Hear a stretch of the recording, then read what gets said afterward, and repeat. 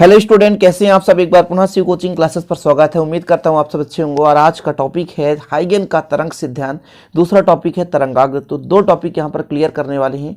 Question आपका annual exam में सीधा 3 नंबर में पूछा जाएगा, हाइगन के तरंग सिद्धांत को लिखिए। और यह क्वेश्चन आ जाएगा, गोलीय तरंगाग्र किसे कहते हैं समझाइए, या कि बेलनाकार तरंगाग्र किसे कहते हैं, समतल तरंगाग्र किसे कहते हैं। यहाँ से ऑब्जेक्टिव क्वेश्चन भी बन जाते हैं, वो भी हम चर्चा करेंगे। तो वीडियो को अंत तक देखिएगा और अच्छे से तैयार करिएगा। शुरू करते हैं पहले कुछ बेसिक के बारे में, कि जो चैप्टर का नाम है वो तरंग प्रकाश की, और तरंग से संबंधित विभिन्न प्रकार की परिघटनाओं को विभिन्न वैज्ञानिकों के आधार पर सिद्धांत दिया गया। जैसे आपने सुना होगा न्यूटन का कणिका सिद्धांत, फिर आप तरंग का हाइगन का तरंग सिद्धांत पढ़ ही रहे हैं, मैक्सवेल का विद्युत चुंबकीय तरंग सिद्धांत, प्लांक का क्वांटम सिद्धांत, प्रकाश की द्वितीय प्रकृति संबंधित सिद्धांत। तो ये कई प्रकार के सिद्धांत है, उसी में से एक सिद्धांत आपका हाइगन का तरंग सिद्धांत है। जैसे कि न्यूटन के कणिका के सिद्धांत की मैं बात करूं तो सन 1676 में न्यूटन ने कणिका सिद्धांत दिया था। कब दिया था? 1600। यदि ऑब्जेक्टिव में आ रहा है तो आप लोग नोट डाउन कर लें। कब? 1676 में। 1676 में न्यूटन ने कणिका का सिद्धांत दिया था। उसने प्रतिपादन के फलस्वरूप ये बताया कि जब प्रकाश किरण विरल माध्यम से, जैसे मान लो ये विरल माध्यम है, ठीक है, प्रकाश किरण विरल माध्यम से सघन माध्यम में जाती है। कहाँ जाती है? प्रकाश किरण विरल माध्यम से सघन माध्यम में जाती है या प्रवेश करती है तो उसका वेग बढ़ जाता है, किंतु ऐसा नहीं है, इसलिए इनका जो सिद्धांत है वो अमान्य हो गया। इसके बाद हाइगन ने अपना तरंग सिद्धांत प्रस्तुत किया, जिसके आधार पर विभिन्न प्रकार के तथ्यात्मक चीज़ें हैं।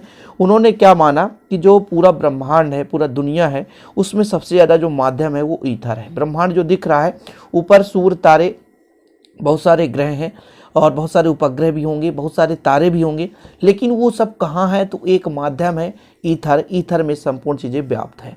तो हाइगन का पहला सिद्धांत यही था कि पूरे ब्रह्मांड में, यानी जो भी हमें दिख रहा है ऊपर, वो कहाँ स्थित है? तो एक ईथर माध्यम में संपूर्ण चीज़ें स्थित है।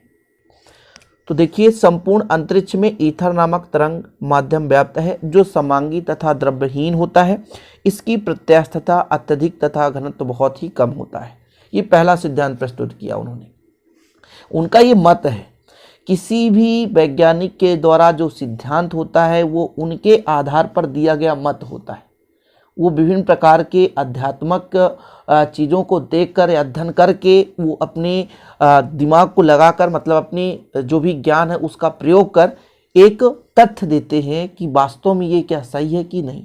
फिर इसका प्रायोगिक रूप से देखा जाता है, सिद्ध होता है तो बिल्कुल सही मान लिया जाता है, अन्यथा जैसे जो आपका कणिका सिद्धांत है वो गलत हो गया। उन्होंने कहा कि विरल से सघन में जाता प्रकाश का वेग बढ़ता, लेकिन ऐसा नहीं होता है।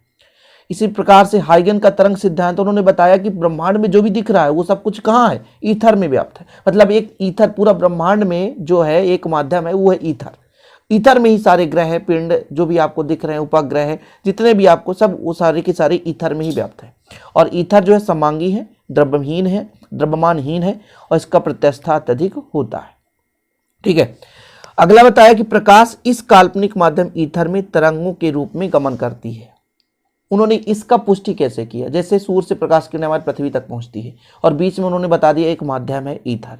तो उन्होंने बता दिया जो ईथर है उसमें से भी प्रकाश किरणें जाती है और वो तरंग के रूप में जाती है। और उन तरंगों का वेग बता दिया, अत्यधिक वेग जो हमारा तरंग होता है, इनका वेग 3 × 10⁸ मीटर पर सेकेंड होता है, नियत होता है। मतलब जो प्रकाश तरंगें चलती हैं ईथर में, इन तरंगों का वेग जो होता है 3 × 10⁸ मीटर पर सेकेंड होता है। अगला उन्होंने बताया कि प्रकाश तरंगें अनुदैर्ध्य तरंगें होती हैं।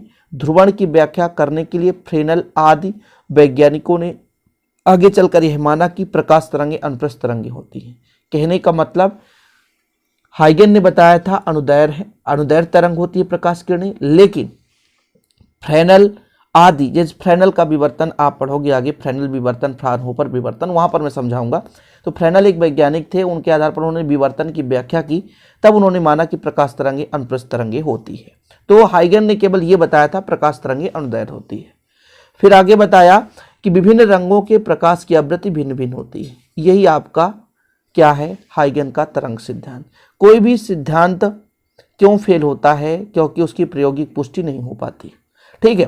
तो तरंग का हाइगन का तरंग सिद्धांत, पहला नंबर, संपूर्ण अंतरिक्ष में, देखिए शॉर्टकट में याद करना है, संपूर्ण अंतरिक्ष में ईथर नामक माध्यम व्याप्त है, एक हो गया। दूसरा, इस काल्पनिक माध्यम ईथर में, काल्पनिक है, कल्पना की गई चीज, काल्पनिक मतलब केवल खुद का दिया हुआ मत, प्रूफ नहीं है, काल्पनिक है।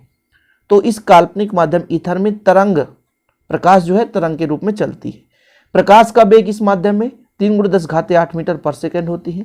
फिर बताया प्रकाश तरंगें अंधेर तरंग होती हैं और विभिन्न तरंगों की विभिन्न जो भी प्रकाश है उनमें अलग अलग रंग होगी, उनकी तरंग अलग होगी, तो उनकी आवृत्ति भी भिन्न भिन्न होती है। ये हो गया आपका हाइगन का तरंग सिद्धांत।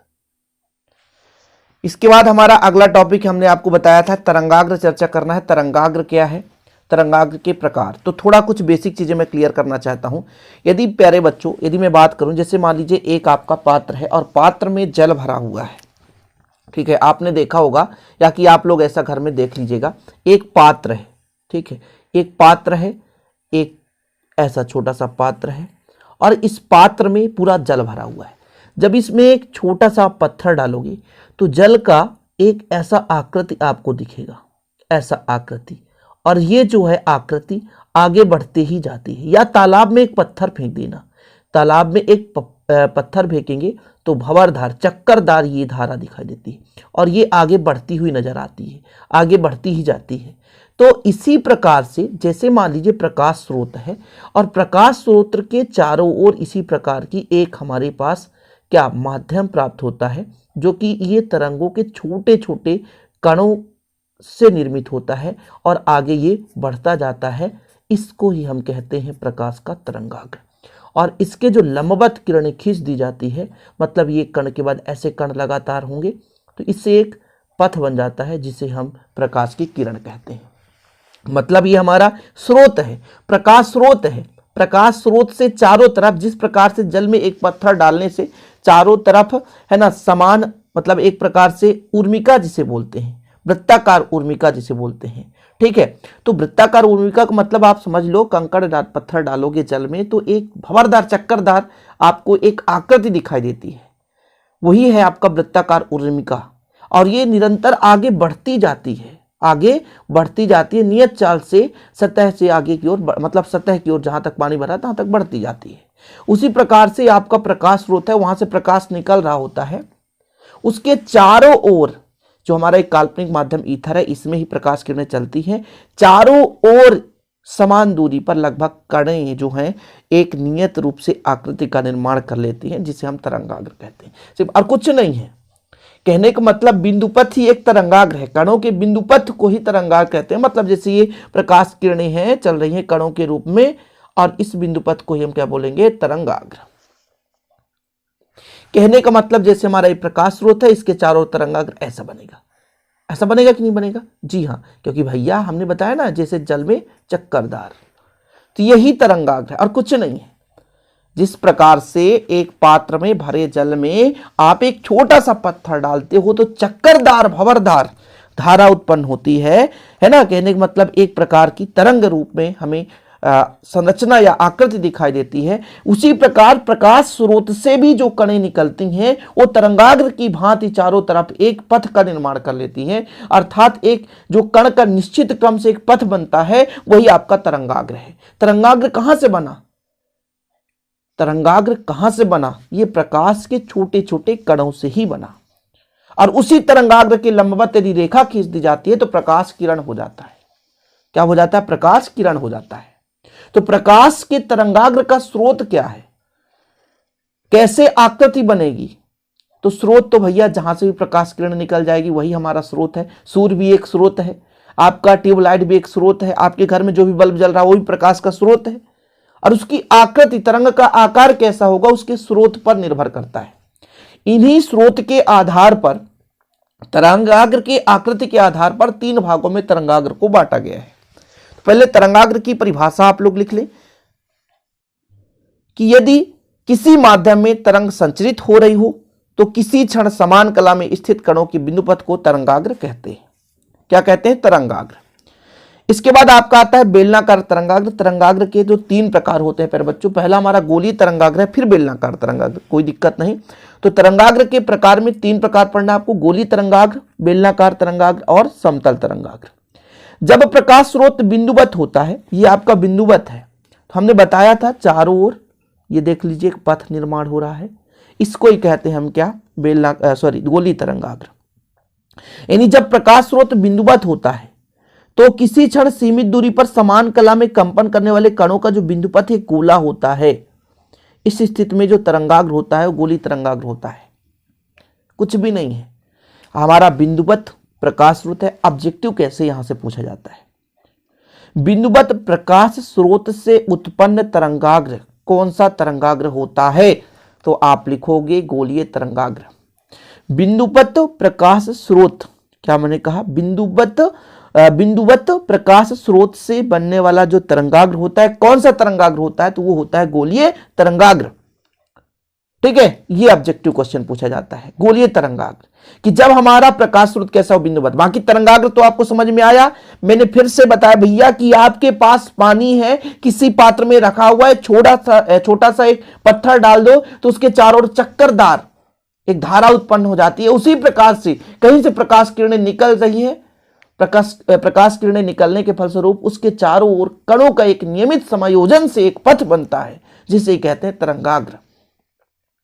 कण नियमित रूप से चारों ओर वृत्ताकार आकृति में व्यवस्थित हो जाते हैं और एक पथ का निर्माण कर लेते हैं, जिसे हम कहते हैं तरंगाग्र। वो आपका गोलीय तरंगाग्र भी हो सकता है, बेलनाकार भी हो सकता है, समतल तरंगाग्र हो सकता है। तो गोलीय तरंगाग्र तो समझ में आ गया, प्रकाश स्रोत कैसा होना चाहिए, बिंदुवत होना चाहिए। डायग्राम बनाना है तो बना सकते हैं, आप वीडियो को पुश कर लिया करें, रोक लें और आगे लिख लें। चलिए इसके बाद बात कर लेते हैं बेलनाकार तरंगाग्र। बेलनाकार में क्या होगा, जब प्रकाश स्रोत स्लिट की भांति, एक पतली लंबी, ये देखिए जैसे आपका ये स्रोत यहां से यहां तक प्रकाश किरण, पूरा प्रकाश किरण प्यारे बच्चे यहां से यहां तक, ठीक है, ये पूरा प्रकाश किरण एक बिंदुवत नहीं है, एक लंबी, जैसे ट्यूबलाइट आपने देखा होगा उसी प्रकार से एक पतली, अब ट्यूबलाइट ही स्लिट नहीं है, एक पतली जैसे ब्लेड के बीच में बारीकी से जगह रहता है वो स्लिट होता है। दो ब्लेडों को आपस में जोड़ो और बीच में पतला स्थान छोड़ दो, स्लिट बन जाता है। तो जब प्रकाश स्रोत स्लिट बंद होता है, कैसे होता है, स्लिट, यानी पतली संकीर्ण भाग होती है पर बच्चों, जहां से प्रकाश किरण निकल रही होती है, एक छोटा सा पतला सा भाग। जैसे मैं थोड़ा सा यहां पर बात करूं, जैसे मान लेता हूं ये इधर पूरा ब्लैक है इधर, और एक पतला सा यहां पे छोटा सा छिद्र है ऐसा यहां से, ठीक है, ये आपका पूरा भाग, तो ये आपका स्लिट बन जाएगा। क्या बन जाएगा, स्लिट। ये पूरा पतला भाग जहां से प्रकाश किरणें निकल सकती है वो स्लिट बन जाता है। अब इससे प्रकाश किरणें निकलेगी, अब इसके चारों ओर तरंगाग्र बनेगा। वो तरंगाग्र कैसा बनेगा, बेलनाकार तरंगाग्र बनेगा। ठीक है, क्लियर। और कुछ भी नहीं है कि जब प्रकाश स्रोत स्लिट के रूप में अर्थात सरल रेखावत होती है तो उससे उत्पन्न सीमित दूरी पर स्थित तरंगाग्र बेलनाकार तरंगाग्र होता है। इसका कारण है कि बेलन के अक्ष से समान दूरी पर स्थित बिंदुओं का बिंदुपथ या परिपथ एक बेलन के वक्र पृष्ठ का होता है। क्योंकि प्यारे भाइयों, एक लंबी रेखा के समान प्रकाश किरणें निकल रही है, उसके चारों ओर वक्र बनेगा तो बेलन के आकार का बनेगा। और लास्ट आपका होता है समतल तरंगाग्र, और इसमें कुछ भी नहीं है। इसमें मैं मेन रूप से बताऊं कि जैसे आपका चाहे गोलीय तरंगाग्र हो या बेलनाकार तरंगाग्र हो, इसके अंतिम भाग पर जो हमें तरंगाग्र प्राप्त होता है तो एक समतल की भांति पूरा फैला हुआ नजर आता है, जिसे हम बोलते हैं समतल तरंगाग्र। कहने का मतलब कि जब हमारा बेलनाकार तरंगाग्र या गोलीय तरंगाग्र विस्तृत फैल जाता है लंबे भाग पर, चौड़े भाग पर, तब जो हमें तरंगाग्र लास्ट में यानी अंतिम बिंदु पर प्राप्त होता है उसे कहते हैं समतल तरंगाग्र। कुछ भी नहीं है ज्यादा। हम गोलीय तरंगाग्र क्या समझे, एक बिंदुवत प्रकाश स्रोत है और उसके चारों ओर उनके कणों का परिपथ या परिपथ ही कह सकते हैं, बिंदुपथ भी कह सकते हैं। तो कणों का जो परिपथ है, एक पथ बनता है, उसे गोलीय तरंगाग्र कहते हैं। लेकिन जब प्रकाश स्रोत एक स्लिट की भांति होती है, प्रकाश किरण निकल रही होती है, उसके चारों ओर बेलनाकार हमें परिपथ नजर आता है, उसे हम बेलनाकार तरंगाग्र कहते हैं। लेकिन यही आपका गोलीय तरंगाग्र या बेलनाकार तरंगाग्र हो और प्यारे बच्चों वो मतलब अंतिम दूरी तक यानी पूरा फैल जाए, लास्ट में अंतिम में, जैसे आप कोई प्रकाश किरणें जला रहे हो या प्रकाश स्रोत से प्रकाश जला रहे हो आप, तो प्रकाश धीरे धीरे फैलते फैलते कुछ दूर बाद उसकी तीव्रता कम हो जाती है, तो अंतिम में भी एक हमारे पास तरंगाग्र प्राप्त होता है, जैसे धीरे धीरे फैलते फैलते, तो लास्ट का जो तरंगाग्र होता है उसे हम समतल तरंगाग्र कहते हैं। तो ये आप लोग स्क्रीनशॉट ले सकते हैं। इस प्रकार से हमारा 2 टॉपिक क्लियर हो गया, तरंगाग्र और आपका हाइगन का तरंग सिद्धांत। उम्मीद करता हूं वीडियो पसंद आया होगा। पसंद आया तो लाइक करें, शेयर करें। मिलते हैं अगली वीडियो के साथ। जय हिंद, वंदे मातरम।